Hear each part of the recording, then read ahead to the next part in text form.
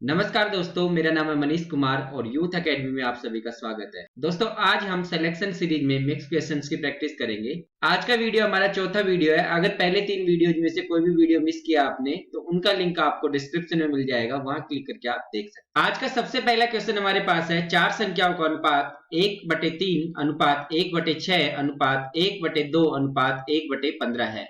यदि दो बड़ी संख्याओं के योग और दो छोटी संख्याओं के योग के बीच का अंतर 72 है तो सबसे बड़ी संख्या ज्ञात कीजिए। तो यहाँ पे हमें ज्ञात करना है कि सबसे बड़ी संख्या क्या होगी। तो हम लिखते हैं पहले जो अनुपात दिया हुआ है, 1/3 अनुपात 1/6 अनुपात 1/2 अनुपात 1/15। इन सबको हम गुणा कर देते हैं 30 से। तो 30 से गुणा करेंगे तो यह आ जाएगा हमारे पास 10 अनुपात 5 अनुपात 15 अनुपात 2।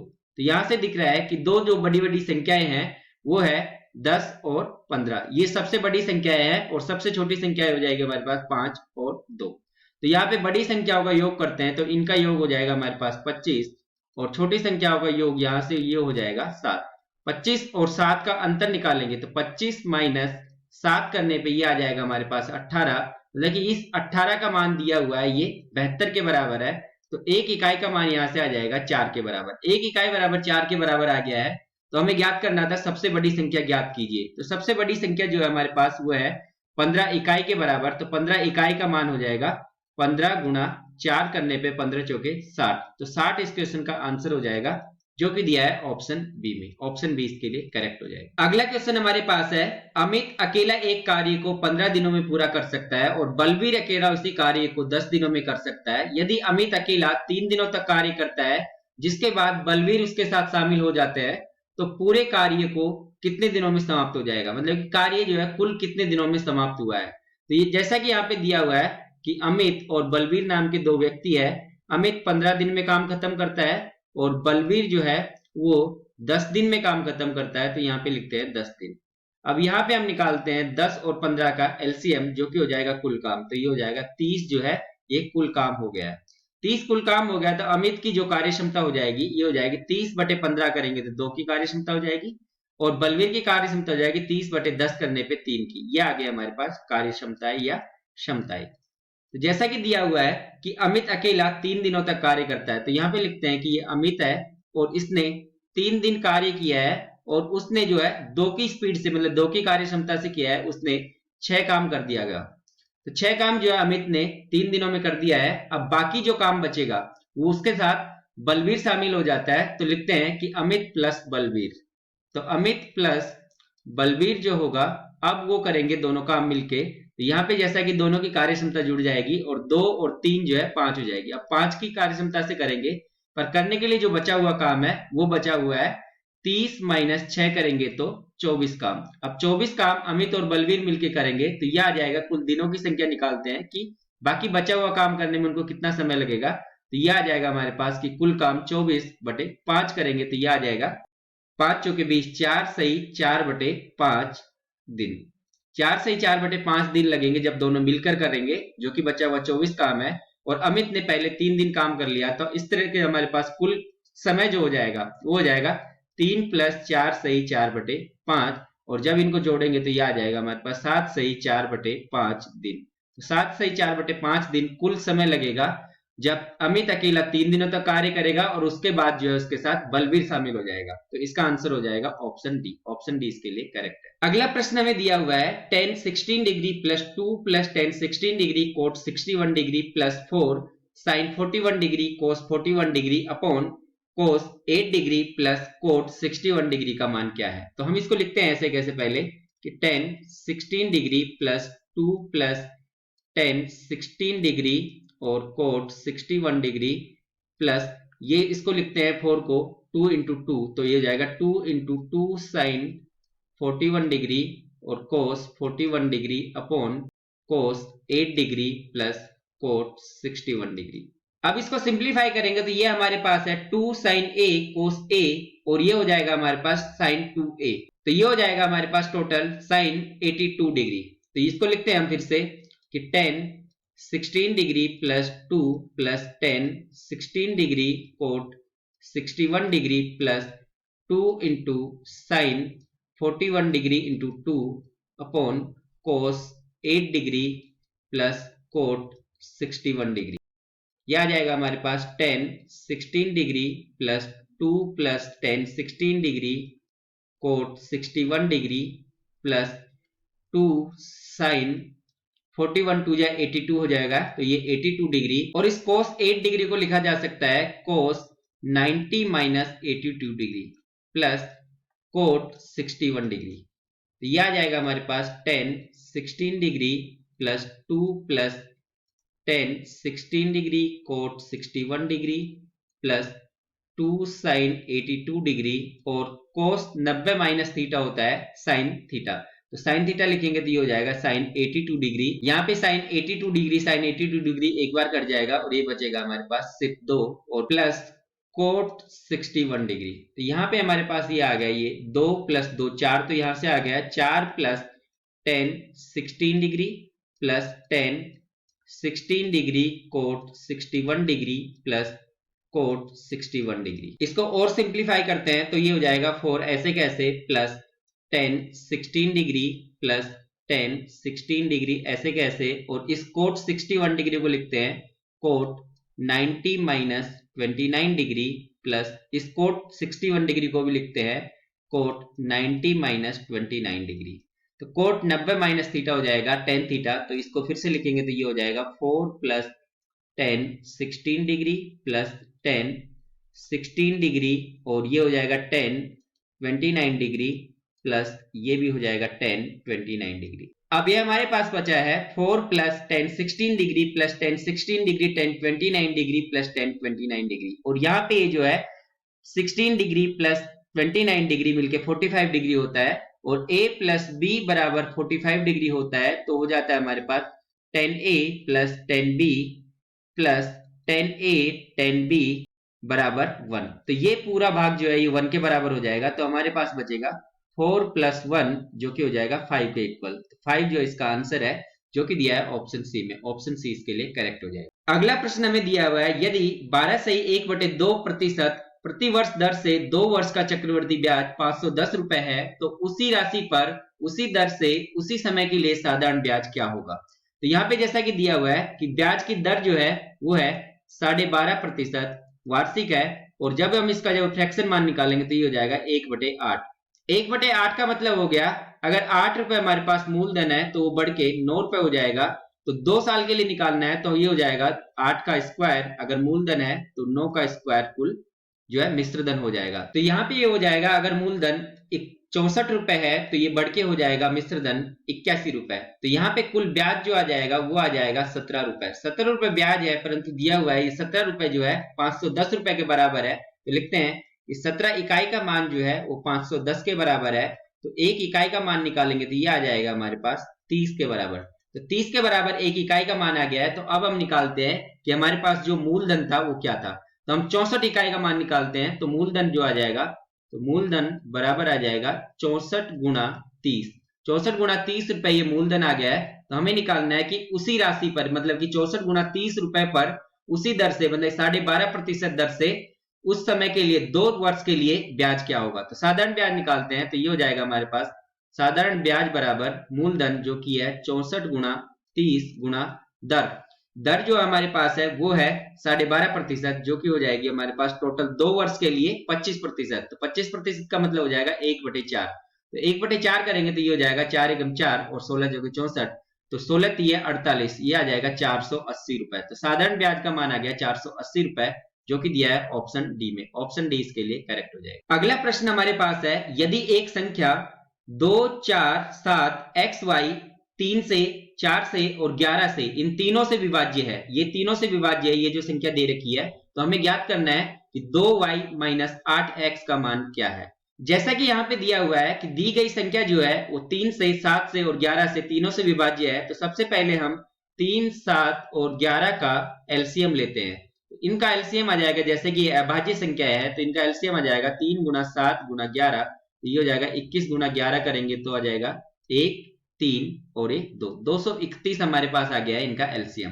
अब हम 231 से भाग देते हैं इस 247 XY में, तो भाग देते हैं कि 231 का भाग और इसमें देते हैं हम 247 और एक्स वाई। सबसे पहले एक बार जाएगा तो ये आ गया हमारे पास 231, 6 यहां से बच जाएगा और 1 यहां से बच जाएगा।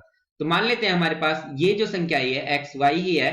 तो अब हम भाग दे के देखते हैं इस 231 का 16 एक्स वाई में। तो हमको 1600 और कुछ बारी भाग देना है। तो हम देखते हैं कि 231 गुना 7 करने पे क्या आता है। तो 7 एकम 7 और 7 तिया 21, 1 हासिल 2, 7 दूनी 14 और 2 16। तो ये आ गया हमारे पास 1617। मतलब कि जो 1600 के आसपास जो भाग जाना था वो 7 बार भाग जाना था और आना था 1617। और जैसा कि ये पूरे भाज्य है तो मतलब कि x का मान तो 1 आएगा और y का मान 7 आएगा। तो x बराबर तो 1 आ गया और y बराबर 7 आ गया है। तो अब हम निकालते हैं 2y माइनस 8x का मान। तो यह आ जाएगा हमारे पास 2y माइनस 8x बराबर आ जाएगा 2 गुना 7 माइनस 8 गुना 1। तो 7 दूनी 14 माइनस 8 करेंगे तो यह आ जाएगा 6। तो 6 इस क्वेश्चन का सही आंसर है जो कि दिया है ऑप्शन ए में। ऑप्शन ए इसके लिए करेक्ट हो जाएगा। अगले प्रश्न में दिया है 10 सेंटीमीटर और 16 सेंटीमीटर त्रिज्या वाले दो वृत्तों के केंद्र के बीच की दूरी ये 30 सेंटीमीटर के बराबर है। तो सीधी उभयनिष्ठ स्पर्श रेखा की लंबाई ज्ञात कीजिए। तो हमें दिया हुआ है कि R1 बराबर मतलब कि पहले वाले की रेडियस जो है वो 10 सेंटीमीटर है और दूसरे वाले के लिए जो त्रिज्या मतलब रेडियस जो है वो 16 सेंटीमीटर है और दोनों के बीच की जो केंद्रों के बीच की दूरी है वो C1 C2 मान लेते हैं। ये दी हुई है 30 सेंटीमीटर के बराबर। तो हमें ज्ञात करना है कि सीधी उभयनिष्ठ स्पर्श रेखा की लंबाई क्या है। तो सीधी उभयनिष्ठ स्पर्श रेखा की लंबाई L बराबर हो जाएगी हमारे पास रूट अंडर C1 C2 का होल स्क्वायर माइनस ये हो जाएगा R1 माइनस R2 का होल स्क्वायर। तो ये आ जाएगा L बराबर रूट अंडर C1 C2 ये जो हमारे पास है 30। तो 30 का स्क्वायर करेंगे माइनस यहां से आ जाएगा R1 माइनस R2 करेंगे तो 16 माइनस 10 करने पे इसका स्क्वायर करेंगे और L बराबर मतलब कि सीधी उभयनिष्ठ स्पर्श रेखा की लंबाई आ जाएगा 30 का स्क्वायर 900 माइनस यह आ जाएगा 6 6 36। तो 36 आ जाएगा 900 माइनस 36 करेंगे तो ये आएगा हमारे पास L बराबर 800 और 64। तो L का मान हमारे पास आ गया रूट अंडर 864। तो इसको हम लिख सकते हैं L बराबर रूट अंडर 144 गुना 6 और 144 जो होता है वो 12 का स्क्वायर होता है। तो यहां से ये L बराबर आ जाएगा 12 और वर्गमूल में 6 सेंटीमीटर। तो ये आंसर हो जाएगा हमारे पास ऑप्शन ए। ऑप्शन ए इसके लिए करेक्ट होगा। अगले प्रश्न में हमें दिया है यदि a plus b plus c बराबर 8 है और a cube plus c cube plus b cube बराबर 5 है तो 3a plus 3b b plus c और c प्लस a का मान ज्ञात कीजिए। तो जैसा कि हम जानते हैं क्या कि a plus b plus c का जो होल क्यूब होता है उसका मान होता है a cube plus b cube plus c cube plus 3a plus b b plus c और c प्लस a। तो यहाँ पे हमें a plus b plus c का मान दिया हुआ है 8। तो ये हो जाएगा 8 का क्यूब बराबर a cube plus b cube plus c cube का मान 5 दिया हुआ है तो ये 5 हो जाएगा प्लस 3a प्लस b और b प्लस c और c प्लस a। इसका मान हमको निकालना है। यहां से हम 3 कॉमन लेंगे तो ये a प्लस b हो जाएगा और ये b प्लस c और c प्लस a तो पहले से ही दिया हुआ है। तो ये आ जाएगा हमारे पास 8 का जब क्यूब करेंगे तो ये आएगा 512 बराबर 5 प्लस 3 a प्लस b और b प्लस c और c प्लस a। तो ये हमारे पास आ जाएगा 512 माइनस 5 बराबर 3a प्लस b और b प्लस c और c प्लस a। तो यहां से 512 में से जब हम माइनस करेंगे 5 को तो ये आ जाएगा 507। तो 507 बराबर आ गया हमारे पास 3a प्लस b और b प्लस c और c प्लस a। तो यहाँ पे इसका आंसर जो कि हमको निकालना था 3a plus b b plus c plus c plus a इसका मान आ जाएगा 507 जो कि दिया हुआ है ऑप्शन डी में। ऑप्शन डी इसके लिए करेक्ट है। अगला प्रश्न हमें दिया हुआ है यदि a square plus b square बराबर 125 है और ab बराबर 50 है तो a plus b upon a minus b का मान ज्ञात कीजिए। जैसा कि यहाँ पे दिया हुआ है a square plus b square और ab का मान तो हम यहाँ से निकालते हैं कि a प्लस b का होल स्क्वायर जो होता है वो हमारे पास होता है a square plus b square plus 2ab। तो इनका मान रखते हैं तो यहां से a प्लस b का होल स्क्वायर बराबर आ जाएगा ये 125। हमें a square plus b square का मान दिया हुआ है प्लस 2 गुना ab का मान 50 रखेंगे तो ये हो जाएगा टोटल 125 प्लस 50 दूनी 100। तो टोटल हो गया हमारे पास 225। तो 225 बराबर आ गया है a प्लस b का होल स्क्वायर। और जैसा कि 225 जो है 15 का स्क्वायर होता है तो यहां से हम लिख सकते हैं 15 का स्क्वायर तो यहां से हमारे पास a प्लस बी का मान आ गया है 15, तो a प्लस बी का मान 15 आ गया है और a भी बराबर 50 दिया हुआ है। तो यहां से हम वैल्यू क्रंच कर सकते हैं, मतलब वैल्यू मान सकते हैं। तो a बराबर 10 मान ले और b बराबर 5 मान ले, तो हमारे पास आ जाएगा कि a बराबर 10 और b बराबर 5 मानने पर 15 भी आ रहा है जोड़ने पर, और गुणा करने पर 50 भी आ रहा है। तो यहाँ पे a बराबर 10 और b बराबर 5 जो है इसमें रख देते हैं, तो ये आ जाएगा 10 प्लस 5 अपॉन 10 माइनस 5, और ये हो जाएगा ऊपर 15 बटे 5, तो 5 दिए 15, तो 3 जो है इस क्वेश्चन का आंसर होगा, जो कि दिया है ऑप्शन ए में। ऑप्शन ए इसके लिए करेक्ट हो जाएगा। अगर यहाँ पे आपको वैल्यू क्रंच नहीं करनी है, तो यहाँ से एक और इक्वेशन निकाल सकते हो, जो कि हो जाएगी हमारे पास a प्लस बी का होल स्क्वायर बराबर a माइनस बी का होल स्क्वायर, और यहाँ पे आ जाएगा प्लस का 4ab। तो यहाँ पे जब a plus B whole square की वैल्यू रखोगे जो कि 225 है, तो 225 बराबर a minus B whole square plus 4 into A B करेंगे तो ये आ जाएगा हमारे पास 200। इसको और सिंप्लीफाई करेंगे तो ये आ जाएगा हमारे पास 225 माइनस 50 गुना 4 करेंगे तो 200 आएगा, तो 200 बराबर a माइनस बी का होल स्क्वायर, तो यहाँ पे बचेगा 25 बराबर a माइनस बी का होल स्क्वायर। तो यहाँ से a माइनस बी की वैल्यू जो आएगी वो आएगी 5। a माइनस बी की वैल्यू हमारे पास 5 आई और a प्लस बी की वैल्यू 15 आई, तो इन दोनों को जब सोल्व करेंगे तो भी a की वैल्यू जो हमारे पास वो आएगी 10 और b की वैल्यू आएगी 5। नेक्स्ट क्वेश्चन में हमें दिया हुआ है समान गति से एक ट्रेन 180 मीटर लंबे प्लेटफॉर्म को 13 सेकंड में और 120 मीटर लंबे प्लेटफॉर्म को 10 सेकंड में पार करती है, तो ट्रेन की लंबाई ज्ञात कीजिए। मान लेते हैं ट्रेन की लंबाई l है और उसकी जो चाल है वो v है। जैसा कि हम जानते हैं कि समय बराबर जो होता है वो होता है कि कुल दूरी, तो कुल दूरी बटे चाल होता है समय। तो पहले कंडीशन में दिया हुआ है 13 सेकंड का समय लगता है, और जब वह 180 मीटर लंबे प्लेटफॉर्म को पार करती है तो कुल दूरी हो जाएगी l प्लस 180, तो 13 बराबर हो जाएगा l प्लस 180, और जैसा कि चाल हमने माना था v, तो बटे v हो जाएगा। मान लेते हैं समीकरण 1 है। उसी तरीके से समीकरण सेकंड जो बनेगी वो आएगी 10 बराबर l प्लस 120 बटे v, ये आ गई समीकरण 2। अब हम क्या करते हैं, समीकरण 1 में समीकरण 2 का भाग दे देते हैं, तो ये आ जाएगा हमारे पास 13 बटे 10 बराबर L प्लस 180 अपॉन V, और इधर आ जाएगा V अपॉन L प्लस 120। तो यहाँ पे ये V से V कट जाएगा और इसको क्रॉस मल्टीप्लाई करेंगे तो आ जाएगा हमारे पास 13L प्लस 13 गुना 120 बराबर 10L प्लस 10 गुना 180, तो ये आ जाएगा टोटल 1800। तो 13L माइनस 10L करेंगे तो ये आ जाएगा 3L। 3L बराबर 1800 माइनस 120 गुना 13 करेंगे तो ये आ जाएगा 12 12 144 होता है, तो टोटल हो जाएगा 156 और 0। तो यहाँ पे आ गया हमारे पास 3L बराबर 1800 माइनस 1560, तो 3L बराबर आ जाएगा, ये हमारे पास आएगा 240, तो L बराबर आ जाएगा 80 मीटर। तो 80 मीटर जो है इसका आंसर है, जो कि दिया है ऑप्शन बी में। ऑप्शन बी इसके लिए करेक्ट हो जाएगा। अगला प्रश्न हमारे पास है जिसमें दिया है एक त्रिभुज एबीसी में कोण एबीसी और कोण एसीबी के कोण समद्विभाजक बिंदु डी पर मिलते हैं, और दिया है कोण बीडीसी बराबर 135 डिग्री है, तो कोण बीएसी का मान ज्ञात कीजिए। मान लेते हैं हमारे पास ये एक त्रिभुज है, त्रिभुज का नाम है एबीसी। ए बी और सी एक त्रिभुज है, और दिया है कि इनके एबीसी मतलब इस कोण का और एसीबी इस कोण के समद्विभाजक जो है, मान लेते हैं ये इसके समद्विभाजक है, ये दोनों है जो डी पे मिलते हैं, और दिया हुआ है कोण बीडीसी मतलब कि बीडीसी ये वाला कोण जो है वो 135 डिग्री के बराबर है। तो हमें ज्ञात करना है बीएसी का मान, इस वाले कोण का मान ज्ञात करना है, ये कितना होगा, ये कितना होगा। यहाँ पे दिया हुआ है कि कोण बीडीसी जो है वो कोण बी और कोण सी के समद्विभाजकों के प्रतिच्छेदन पर बन रहा है। तो यहाँ पे कोण बीडीसी बराबर होना चाहिए 90 प्लस ए बाई 2, तो 90 प्लस ए बाई 2 बराबर हो जाएगा हमारे पास 135 के बराबर। तो यहां से 90 प्लस ए बाई 2 करते हैं, तो ए बाई 2 का मान जो आएगा ये आ जाएगा हमारे पास 135 माइनस 90, तो ये आएगा 45 बराबर ए बाई 2। तो यहां से कोण ए का मान जो आ जाएगा वो आ जाएगा 45 गुना 2 करने पर 90 डिग्री, तो 90 डिग्री बराबर हो जाएगा हमारे पास कोण ए, या फिर कहे कोण बीएसी। तो कोण बीएसी का मान आ गया 90 डिग्री, जो कि दिया है ऑप्शन डी। ऑप्शन डी इसके लिए करेक्ट हो जाएगा।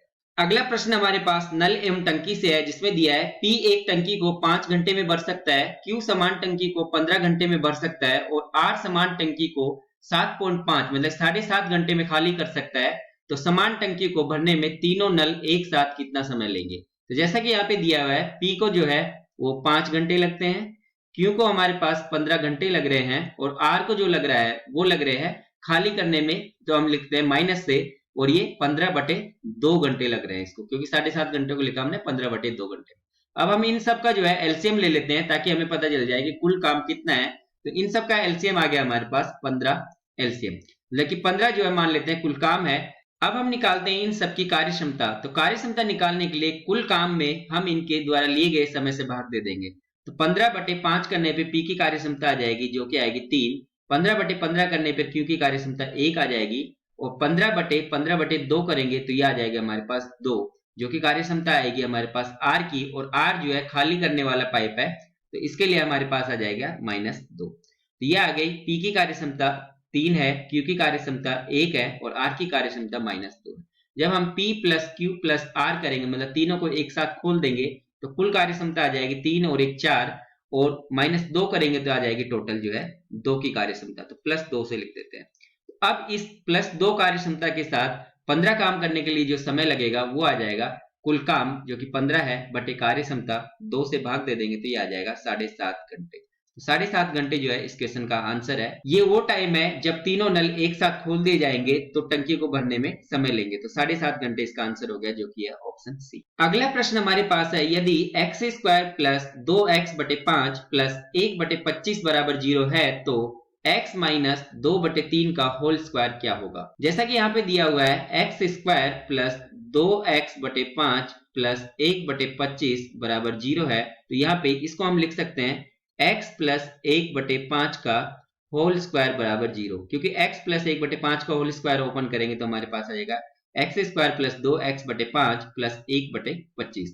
तो यहाँ पे x बराबर आ जाएगा -1/5। तो x बराबर -1/5 आ गया है, तो x बराबर -1/5 इसमें रख देते हैं, तो यह आ जाएगा x माइनस 2/3 का होल स्क्वायर हमें ज्ञात करना था। x की जगह पे रखते हैं -1/5 -2/3, ऐसे कैसे, और उसका होल स्क्वायर। यहाँ पे हम माइनस चिन्ह कॉमन ले लेते हैं, तो माइनस चिन्ह का जब स्क्वायर करेंगे तो प्लस ही हो जाएगा। तो यहाँ पे आ जाएगा 1/5 प्लस 2/3 का होल स्क्वायर। इसको जब सिंप्लीफाई करेंगे तो यह आएगा हमारे पास 15 एलसीएम, और ये आ जाएगा 3 प्लस 10 का होल स्क्वायर। तो 3 प्लस 10 तो हो जाएगा 13, तो 13/15 का होल स्क्वायर। तो 13 का स्क्वायर करेंगे तो ये आएगा 169, और 15 का स्क्वायर हो जाएगा 225। तो 169/225 इस क्वेश्चन का सही आंसर है, जो कि दिया है ऑप्शन बी में। ऑप्शन बी इसके लिए करेक्ट होगा। तो दोस्तों उम्मीद है कि सिलेक्शन सीरीज का चौथा वीडियो आपको पसंद आया होगा। अगर पसंद आया है तो वीडियो को ज्यादा से ज्यादा लाइक करें, अपने दोस्तों के साथ शेयर करना ना भूले, और चैनल को सब्सक्राइब करना भी ना भूले। Thank you.